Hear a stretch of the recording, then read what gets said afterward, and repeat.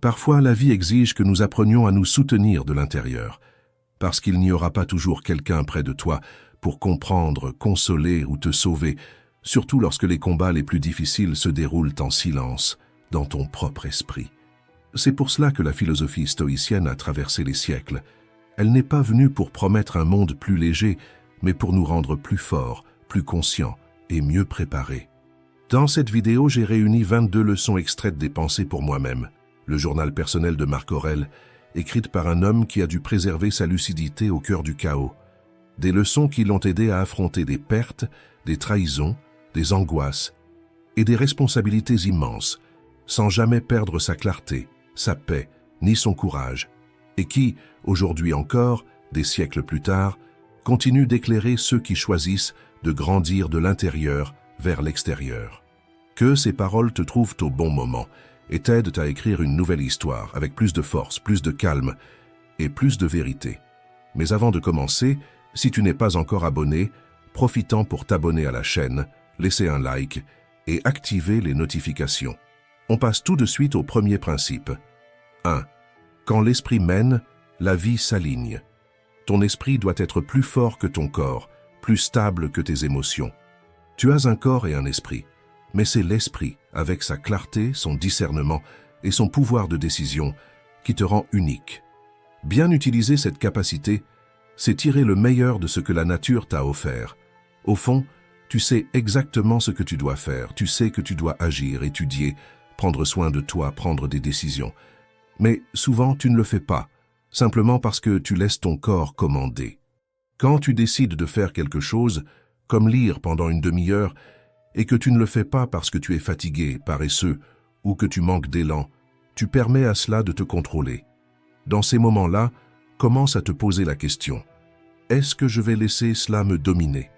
Chaque fois que tu cèdes, tu permets à quelque chose de moindre de gouverner quelque chose de plus grand.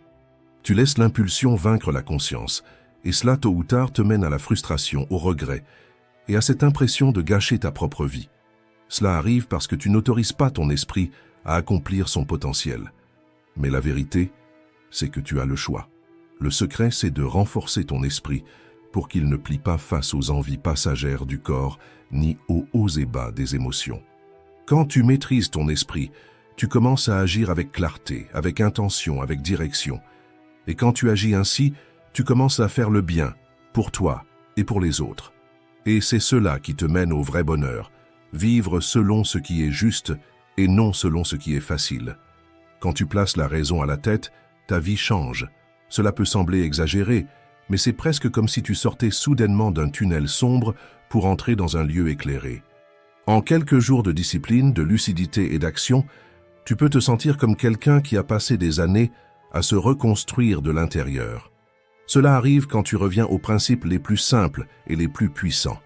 Valoriser la raison, chercher ce qui est juste et laisser ton esprit prendre le commandement. Renforce ton esprit pour qu'il soit le leader de ton corps, de tes émotions et de ta vie. C'est ainsi que commence une véritable transformation. 2. Quand tu te respectes, plus personne ne peut te rabaisser. Dans chaque choix que tu fais, accorde de la valeur au respect de toi-même. Demande-toi toujours, est-ce que je serai fier de ça dans une semaine? Dans un an? Est-ce que je suis fidèle à ce que je défends? Ou est-ce que j'essaie simplement d'être accepté? Il est facile de céder. Dire ce que les autres attendent d'entendre, se taire pour éviter un conflit, suivre l'émotion du moment. Mais chaque fois que tu agis contre tes principes, un morceau de ton intégrité se perd. Et il n'existe aucune réussite qui vaille cette perte. Ne considère jamais comme une victoire ce qui te coûte ta paix. N'accepte jamais comme normal ce qui t'oblige à mentir, à trahir ta parole, ou à te contaminer avec de la rancune. Quand tu ressens de la colère, et tu en ressentiras, rappelle-toi, la véritable force ne réside pas dans le fait de crier plus fort ou de répondre avec violence, mais dans le fait de garder ta bienveillance, même quand cela semble absurde. La maîtrise de soi est un acte de courage. Le calme n'est pas une faiblesse, c'est une puissance bien dirigée. Ne sois pas cruel, ni envers les autres, ni envers toi-même. Mais ne te rabaisse pas non plus par manque d'affection. Ne marchande pas tes valeurs pour plaire à ceux qui méprisent ta vérité. Celui qui a du respect pour lui-même ne mendie pas la validation. Il vit en paix avec sa conscience, et c'est cela, la véritable liberté. 3. Fais simplement ce qui doit être fait. Être solide dans la vie, ce n'est pas seulement paraître fort de l'extérieur, c'est avoir le courage de faire ce qui doit être fait. La véritable indépendance commence quand tu cesses d'attendre que quelqu'un d'autre résolve les choses à ta place, et que tu assumes tes responsabilités avec sérieux, où que la vie t'ait placé. Parfois, le contexte est injuste. Parfois, le poids semble trop lourd à porter. Mais c'est précisément dans ces moments que tu prouves ta force, non pas en fuyant, mais en affrontant. Arrête de nourrir la peur avec des questions comme « Et si tout se passe mal ?» et commence à te guider avec une autre. Est-ce que c'est la bonne chose à faire? Le vrai respect naît quand tu fais face à la peur, pas quand tu la fuis. Ton attention doit quitter ce qui pourrait échouer et se concentrer sur ce que tu représentes. À chaque choix, demande-toi, ce geste m'élève-t-il ou me rabaisse-t-il? C'est cela qui façonne ton caractère, non pas ce que tu ressens dans le chaos, mais ce que tu choisis de faire, avec courage, avec honneur et avec clarté. 4. Quand la vie te montre le côté cruel des gens. Quand quelqu'un te traite avec grossièreté, froideur ou mépris, ne réagis pas automatiquement. Respire profondément et voici une occasion rare. Celle de prouver que tu as grandi, que tu n'as plus besoin de riposter pour te sentir fort. Si la critique est juste, écoute avec humilité. Il ne s'agit pas de te rabaisser ou de te sentir inférieur, mais d'avoir le courage de t'améliorer. Celui qui veut vraiment évoluer apprend même de ceux qui ne l'aiment pas. Mais si elle est injuste, si elle vient de quelqu'un qui veut simplement blesser, souviens-toi, tout le monde commet des erreurs, y compris toi.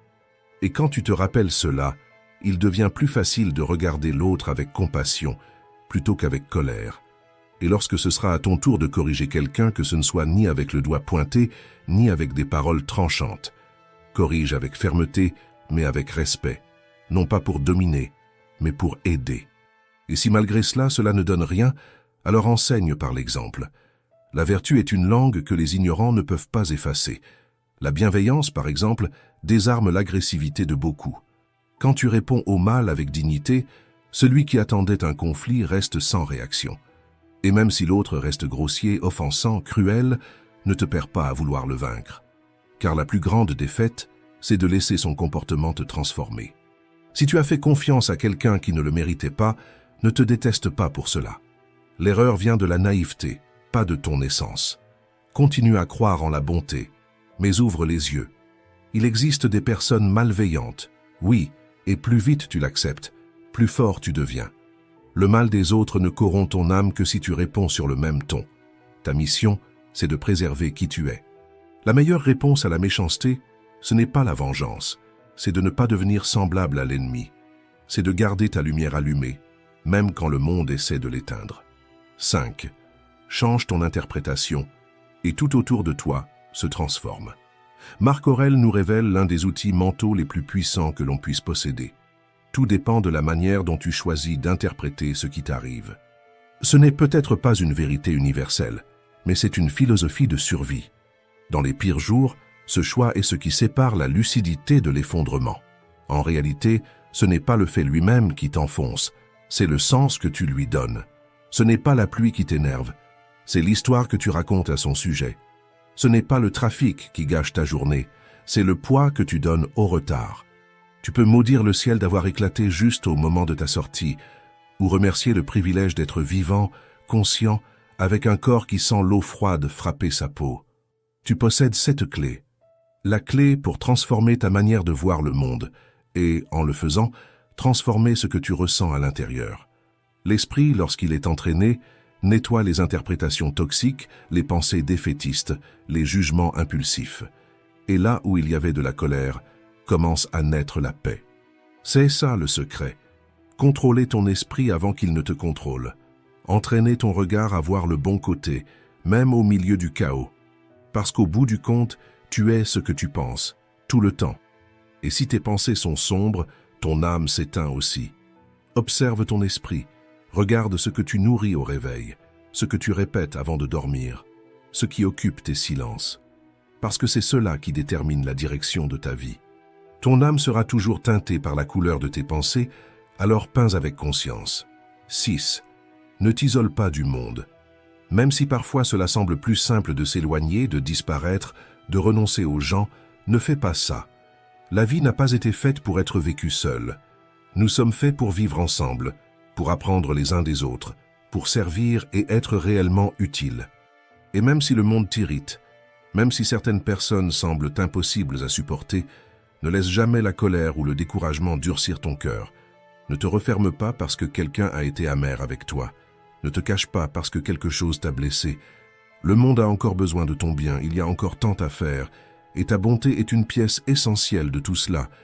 Aider fait du bien. Et pas parce que tu recevras quelque chose en retour, mais parce que faire ce qui est juste donne un sens à ta vie.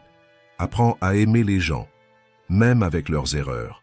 Quand tu comprends que tout le monde échoue, y compris toi, le jugement se transforme en empathie. Au fond, nous sommes tous dans le même bateau. Personne ne vivra éternellement. Personne ne sortira indemne de cette vie. Et même si quelqu'un tente de te blesser, cette douleur ne t'atteint que si tu le permets. Il ne te touche que si tu ouvres la porte. Tu veux une stratégie concrète?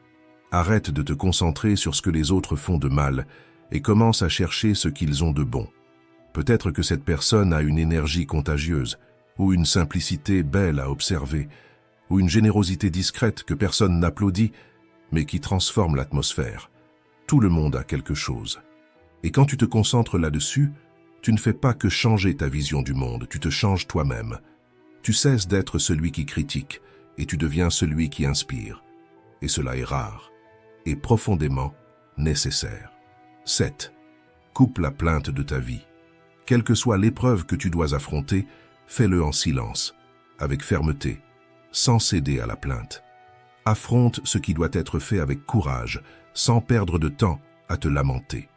Si tu ne peux pas le faire seul, demande de l'aide avec humilité, sans orgueil et sans honte, mais fais-le sans murmures intérieurs, sans plaintes déguisées en pensées.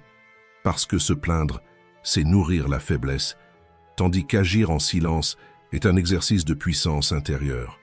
8. Celui qui attend trop perd sa propre vie.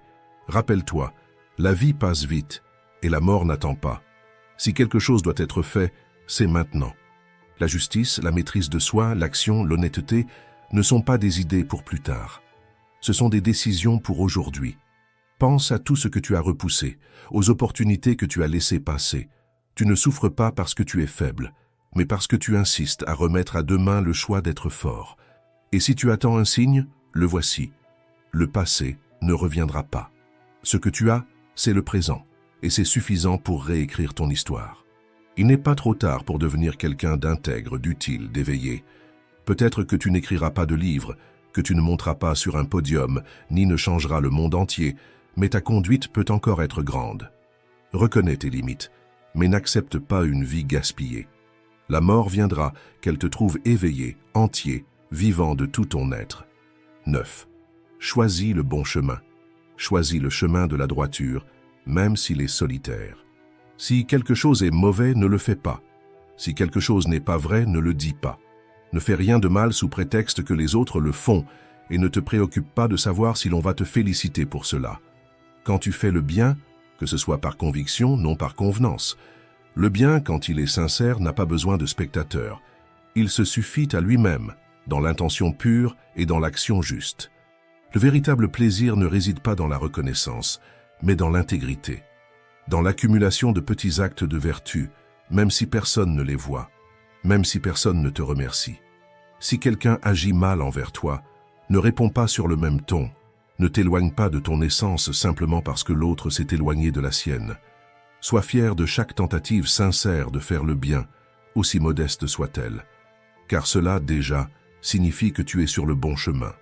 Tu ne contrôles pas la réponse du monde, mais tu contrôles ton attitude. Si diriger implique des critiques, accepte-les. Si marcher droit t'éloigne de certains, continue quand même. La vertu ne demande pas d'approbation, elle demande de la fermeté. Ne laisse pas l'opinion des autres définir ton chemin. S'il faut chercher quelque chose, que ce soit ta propre paix de conscience. 10. Aie une direction claire. Parce qu'il est facile de se perdre dans le mode automatique en répétant des gestes, des routines, des réactions, sans même se rendre compte d'où l'on va, ni pourquoi on fait ce que l'on fait. Évite d'être seulement poussé par l'habitude ou entraîné par des choix qui ne représentent pas qui tu es. Essaie plutôt d'observer ton esprit à distance, comme si c'était celui d'un autre. Avec clarté, sans jugement mais avec un regard critique, en cherchant à comprendre ce qui guide tes choix et s'ils ont encore du sens pour la personne que tu veux devenir. Demande-toi toujours, à quoi est-ce que j'utilise mon esprit en ce moment? Quel genre de personne suis-je en train d'être? Est-ce que j'agis comme un enfant, un tyran ou un animal? Qu'est-ce qui me pousse à agir ainsi? Quand tu apprends à maîtriser tes pensées et à organiser tes comportements, la sérénité devient inévitable. Mais si tu ignores ce mouvement intérieur, si tu vis distrait, les conséquences arrivent vite. Insécurité, anxiété et un vide qui grandit sans nom. La paix est toujours disponible. Il suffit de fermer les yeux, de faire taire les bruits et de revenir à l'intérieur. Mais fais-le avec sagesse, non comme une fuite, mais comme un retour à toi-même. Reste le temps nécessaire pour retrouver ta direction. Puis, reviens dans le monde avec de la clarté dans les yeux, de la fermeté dans les pas et de l'intention dans le cœur. 11. Quand tu crois en toi, rien ne peut t'arrêter. C'est étrange comme nous pouvons nous aimer plus que n'importe qui, et pourtant accorder plus de poids à l'opinion des autres qu'à notre propre voix intérieure. Cela ne veut pas dire qu'il faut être arrogant, mais avoir le courage de faire confiance à son propre jugement, de suivre ce en quoi l'on croit avec fermeté, sans vivre prisonnier de la peur de déplaire ou d'être mal compris. Tu sais ce qui te fait avancer. Tu connais tes pourquoi. Et tu n'as pas à justifier chaque pas à ceux qui ne marchent pas à tes côtés. Le pire, c'est de chercher à conquérir l'attention ou les applaudissements de personnes que tu ne respectes même pas. As-tu déjà pensé à l'incohérence de cela? Pourquoi chercher l'approbation de ceux que tu n'admires pas? Marc Aurèle disait de ne pas se laisser séduire par les éloges, qu'il faut se demander si cette soif de reconnaissance ne nous éloigne pas de ce que nous sommes vraiment. Sois entier. Sois honnête avec toi-même. Tu n'as pas besoin de te modeler, de te cacher ou de te déguiser pour entrer dans le regard des autres. Ce qui a vraiment de la valeur, c'est la liberté d'être qui tu es, même quand personne n'applaudit. 12. La force réside dans la flexibilité. Il vaut bien mieux être confronté à la vérité que de rester confortablement installé dans l'illusion. C'est pourquoi il faut garder l'esprit ouvert, comme une porte qui ne se ferme jamais. Être prêt à écouter, à réfléchir, à ajuster le chemin, ne t'affaiblit pas. Cela te libère. Changer d'avis n'est pas un signe d'instabilité, c'est un signe d'intelligence. C'est la preuve que tu es vivant à l'intérieur, suffisamment conscient pour reconnaître que tu as pu te tromper, et suffisamment mûr pour faire quelque chose à ce sujet. Mais ne change pas juste pour plaire aux autres, ni par peur de ce qu'ils vont penser. Le vrai changement naît de l'intérieur, quand ce que tu découvres commence à faire plus de sens que ce que tu croyais auparavant. Change pour de vraies raisons. Change quand tu sens qu'un chemin plus juste, plus lucide, plus aligné avec la personne que tu veux devenir, s'ouvre devant toi. 13. Embrasse la liberté, même quand elle te dérange. Apprends à accepter que chaque personne a le droit de penser différemment de toi, même quand cela te dérange. Tout n'a pas besoin d'être débattu, corrigé ou gagné. Parfois, le vrai signe de maturité, c'est d'écouter en silence et de choisir comment réagir, plutôt que d'essayer de contrôler. Écoute avec empathie, même lorsque les mots de l'autre ne résonnent pas avec tes vérités. Essaie de te mettre à la place de celui qui parle, sans te précipiter pour juger, sans ressentir le besoin d'être d'accord. Croire en la liberté, c'est aussi défendre que les droits doivent s'appliquer à tous, de manière égale, quel que soit le nom, l'apparence ou le statut social. Et se souvenir que tout système qui accorde plus de valeur à certains qu'à d'autres est déjà né de travers. Si tu occupes une position de leadership à la maison, au travail, peu importe où, comprends que le pouvoir est une épreuve et que beaucoup échouent, corrompus par la vanité, la soif de contrôle ou le sentiment de fausse supériorité. La philosophie te rappelle que personne n'est à l'abri de la tyrannie. Elle commence dans les petits gestes de mépris, dans la rigidité, dans l'envie d'imposer. C'est pourquoi tu dois lutter chaque jour pour être un leader de toi-même, avant de vouloir guider les autres. Garde ton sang-froid, choisis le chemin de l'équité, et souviens-toi, la vraie grandeur, c'est de respecter la liberté de chacun, même quand tu aurais le pouvoir de la nier. 14. L'obstacle est la porte que tu dois ouvrir. Dans la vie, les obstacles ne sont pas des détours, Ce sont souvent le chemin même que tu dois emprunter. Tu peux faire semblant qu'il n'existe pas, te plaindre ou te sentir victime. Ou tu peux suivre le conseil de Marc Aurèle et les voir comme une chance de grandir. Très bien. Quelle nouvelle porte cela peut-il ouvrir? Cette simple question change tout, parce qu'elle montre que ce n'est pas le problème qui détermine ton avenir, mais la manière dont tu y réagis. L'esprit humain a un pouvoir extraordinaire d'adaptation. Et lorsque tu apprends à rediriger la douleur, la frustration ou l'échec vers quelque chose d'utile, ce qui semblait être un mur devient une direction. Ce qui te bloquait commence à te faire avancer. Évidemment, personne ne souhaite affronter des difficultés. Perdre son emploi, tomber en panne de voiture ou vivre une rupture, ce n'est jamais agréable. Mais au lieu de sombrer dans la révolte, tu peux te relever avec une nouvelle question. Qu'est-ce que cette situation essaie de m'apprendre? Ce changement de perspective transforme la souffrance en clarté, le problème en mission. C'est ce qui fait de l'obstacle le chemin. Tu possèdes l'outil le plus puissant du monde, ton esprit. Mais toi seul peux décider si tu vas t'en servir pour sombrer ou pour avancer. Marc Aurèle a écrit ses Pensées pour moi-même, au cœur du chaos, des guerres et des trahisons de l'Empire. Et même entouré de douleur, il a appris à rester calme et ferme, parce qu'il a maîtrisé la seule chose qui compte vraiment, son propre esprit. Et s'il y est parvenu, toi aussi, tu peux y arriver. 15. Tu n'échapperas pas à la douleur, apprends à grandir avec elle. L'univers ne tourne pas autour de nous. Il ne fait pas de distinction entre ceux qui méritent de souffrir et ceux qui ne méritent pas. La vérité, c'est que personne n'a tiré le billet d'une vie parfaite.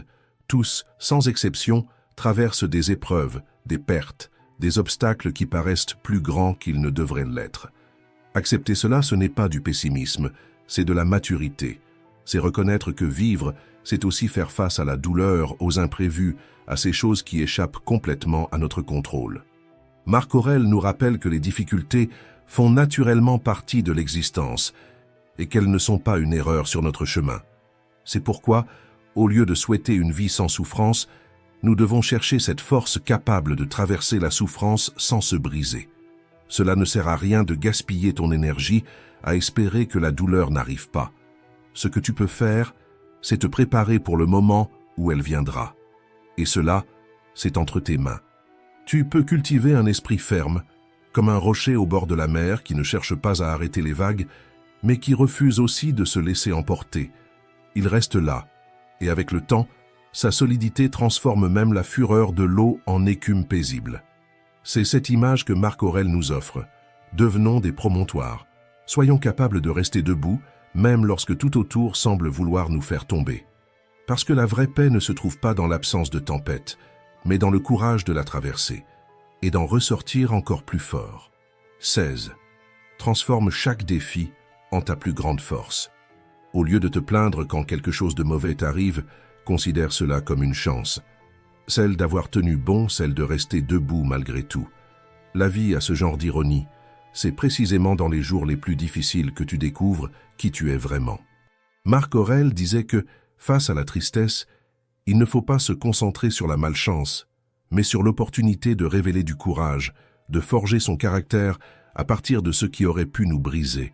Quand tu regardes l'adversité à travers cette lentille, ce qui semblait injuste devient un entraînement à la force, ce qui ressemblait à une perte devient une préparation, et ce qui semblait être une fin peut se transformer en ton renouveau le plus puissant. 17. Le cycle infini de l'existence.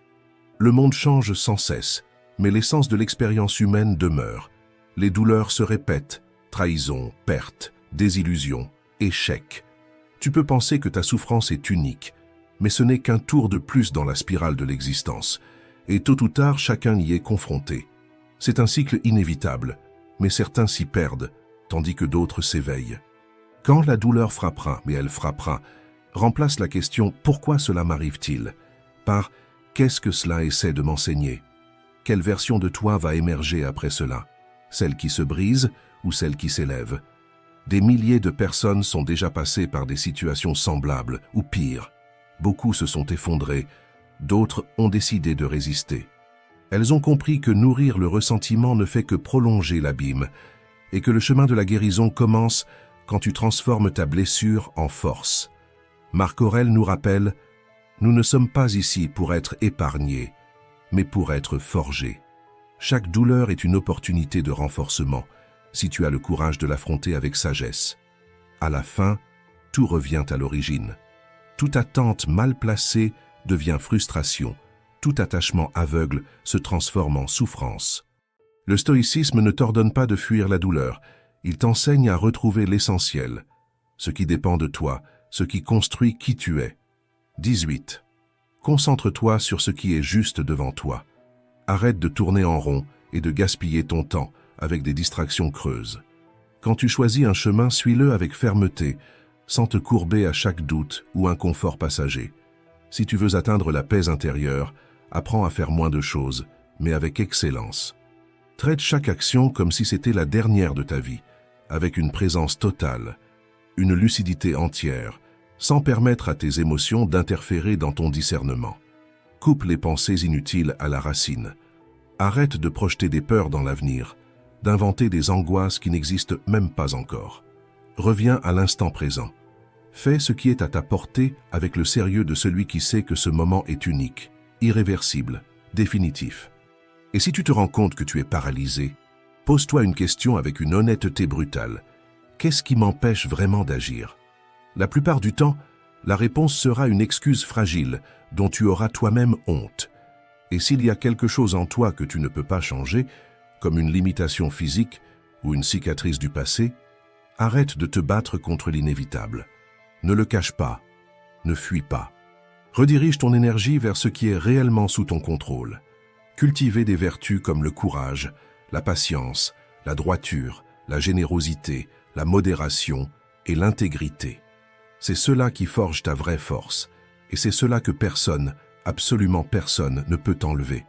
19. Relève-toi, réorganise, recommence. Il n'y a pas de véritable évolution sans détour. Personne ne suit une ligne droite. Tout le monde glisse, tombe, se perd à un moment ou à un autre. Mais ce qui différencie ceux qui évoluent, c'est la capacité à reconnaître l'erreur, à se relever rapidement et à reprendre la direction avec fermeté. Plus tu te repositionnes vite, plus tu deviens résilient face au retournement de la vie. Les vraies transformations se construisent lentement et les rechutes font partie du processus. Les anciens schémas reviennent, surtout quand tu es fatigué, frustré ou dans le doute. Dans ces moments-là, ne cède pas au découragement. Observe avec sincérité où tu as perdu le rythme et choisis de recommencer sans culpabilité, sans te maltraiter. Ignore la voix qui dit qu'échouer, c'est la fin. Ce n'est pas vrai. Échouer est juste une invitation à revenir, plus conscient. Tous les jours ne seront pas lumineux, mais chaque tentative de te réaligner est déjà un pas en avant. Respecte cet effort, même imparfait. Et souviens-toi, tu n'as rien à prouver à personne. Quand l'ego prend le volant, quand le besoin de montrer des résultats devient plus fort que l'intention de progresser, tu te détournes de ton essence. Le véritable progrès est discret, discipliné et tourné vers l'intérieur. Il ne cherche pas la scène, il cherche la transformation. 20. Vois la réalité sans filtre. Une façon efficace de réduire le pouvoir que les choses exercent sur nous, c'est de les regarder avec réalisme. Marc Aurèle faisait cela avec une grande maîtrise. Il ne voyait pas le vin comme une boisson raffinée, mais comme du jus de raisin fermenté. Il ne voyait pas ses habits pourpres comme des symboles de pouvoir, mais comme de simples tissus teints avec de l'encre de mollusque. Ce regard direct, sans illusion, ne s'applique pas seulement aux objets, mais aussi aux comportements humains. Essaie d'observer ce qui se cache derrière les attitudes des gens. Quels sont les principes qu'ils suivent? Que cherchent-ils réellement quand ils agissent avec vanité, arrogance ou une douceur excessive? Tous les compliments ne sont pas sincères, toutes les critiques ne sont pas justes, et toutes les admirations ne sont pas le signe d'une véritable valeur. Demande-toi avec honnêteté, ce jugement négatif me rend-il moins digne? Ce compliment change-t-il ce que je suis au fond de moi? Quand tu commences à voir au-delà des apparences, tu cesses d'être mené par les émotions des autres et tu commences à guider les tiennes. C'est ce type de clarté qui libère, parce que ce n'est qu'en voyant les choses telles qu'elles sont vraiment que tu peux agir avec liberté, et non comme une marionnette de la vanité, de l'opinion des autres ou des caprices de l'ego. 21. L'argent n'a pas d'âme. L'argent en soi n'est ni bon ni mauvais. Il ne fait que révéler ce qui habite déjà en toi. Il amplifie ton caractère, expose tes intentions, illumine ou assombrit ton essence, cela dépend de celui qui le tient. Ce n'est pas la somme qui compte, mais ce que tu en fais. L'erreur commence quand on confond bien avec bonté, richesse avec valeur, accumulation avec succès. As-tu déjà remarqué combien de personnes vivent entourées de luxe et pourtant se sentent vides, insatisfaites, perdues? C'est parce que la véritable richesse ne s'est jamais mesurée en chiffres, mais en conscience, en lucidité, en dignité et en paix. Lorsque tu attribues trop de valeur à ce que tu possèdes, tu commences à oublier qui tu es. Et là naissent la peur de perdre, la jalousie de ceux qui ont plus, et la course sans fin vers quelque chose qui ne sera jamais suffisant. Et tant le désir obsessionnel que le mépris arrogant nous rendent esclaves, parce qu'ils nous font tourner autour du même idole, la matière. Le stoïcisme enseigne un autre chemin, plus solide, plus libre, plus authentique. Utilise ce que tu possèdes avec sagesse, avec intention, sans attachement ni honte. Si la vie t'a beaucoup donné, que cela ne te corrompe pas. Si elle t'a donné peu, que cela ne t'éteigne pas. Et si un jour elle t'enlève tout, que cela ne t'anéantisse pas. La véritable liberté commence au moment précis où tu comprends. Rien à l'extérieur de toi n'a le pouvoir de définir qui tu es. Alors arrête-toi et demande-toi, si je perdais cela, qu'est-ce qui ferait vraiment mal? La perte elle-même, ou l'ego blessé de devoir y renoncer? Parce que le problème n'a jamais été d'avoir de l'argent. Le problème, c'est quand l'argent t'a. 22. La gratitude te sauve de l'intérieur. La gratitude a le pouvoir de transformer ta manière de voir la vie. Marc Aurèle le savait, et c'est pour cela qu'il commence son livre « Penser pour moi-même » en remerciant pour les leçons qu'il a reçues dès sa jeunesse. Il exprime sa gratitude pour avoir appris à contrôler son tempérament, à valoriser le caractère, à cultiver la générosité, la charité et même la bonne humeur. Il reconnaît l'importance de la simplicité, du travail manuel, de l'éducation et de l'effort quotidien comme outil de formation intérieure. Mais il ne s'arrête pas là. Il évoque aussi la valeur de se tenir à l'écart des commérages, d'éviter de se mêler des disputes des autres et de toujours parler avec clarté et respect. Il a enseigné que nous devrions résoudre les désaccords avec paix et que la liberté d'expression doit aller de pair avec la responsabilité. Pour Marc Aurèle, la gratitude, c'était aussi reconnaître les cadeaux de la vie, y compris la présence des autres. C'était savoir complimenter sincèrement, sans flatterie, et ne pas se cacher derrière l'excuse du « je suis trop occupé » pour éviter d'écouter un ami, soutenir un enseignant ou offrir une vraie attention à un enfant. Il nous invite à agir avec dignité, à traiter chacun selon son mérite, à éviter les critiques creuses et surtout à ne pas parler de ce que c'est qu'être une bonne personne, mais simplement à l'être. Ces leçons ne sont pas seulement de la philosophie ancienne, ce sont des rappels vivants que chaque personne passée dans ta vie, même celle qui t'ont blessé, t'a laissé quelque chose. Et quand tu commences à voir même la douleur avec gratitude, quelque chose change à l'intérieur. La gratitude cesse d'être un beau geste et devient une façon de vivre. Si cette vidéo t'a touché d'une manière ou d'une autre, écris en commentaire. Quelle est la vertu que tu as le plus besoin de cultiver aujourd'hui? Et si tu n'es pas encore abonné, abonne-toi, aime, partage et merci pour ton écoute.